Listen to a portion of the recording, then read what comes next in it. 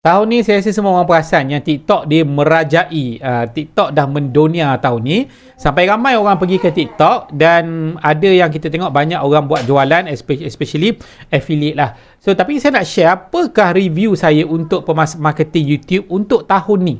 Apa review saya? Sebab saya memang aktif kat YouTube dan saya pun dah start dengan TikTok dah setahun. Saya pun ada banyak video FYP. Apa yang saya boleh bagi tahu?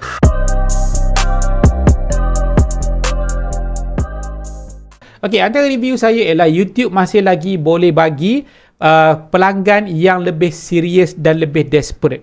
Dekat TikTok agak susah untuk saya nak close sale atas daripada RM200-300 secara kerak.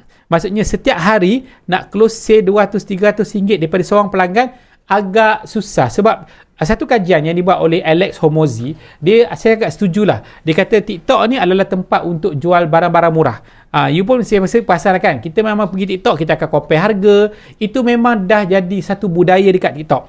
Jadi orang yang tak kisah pasal harga, nak beli je, agak payah dia untuk jumpa kita dekat TikTok lah.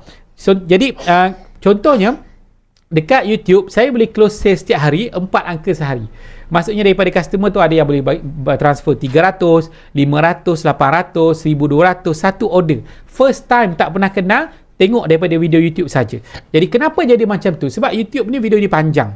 Bila panjang, maksudnya orang akan ada lebih trust. Dan orang yang jumpa video kita dekat YouTube, biasanya orang tu dia cari video kita.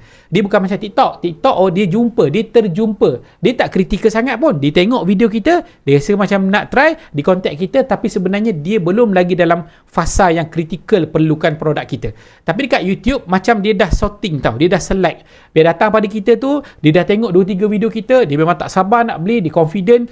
Dan dia rasa orang kata percaya dah dengan kita. Jadi bila contact, tak susah nak close sale dan tak susah untuk dapatkan kepercayaan dia yang tak pernah jumpa kita, sanggup transfer RM800, RM900 per order. Per order. Transfer dulu. Bukannya COD baru bayar. Transfer dulu.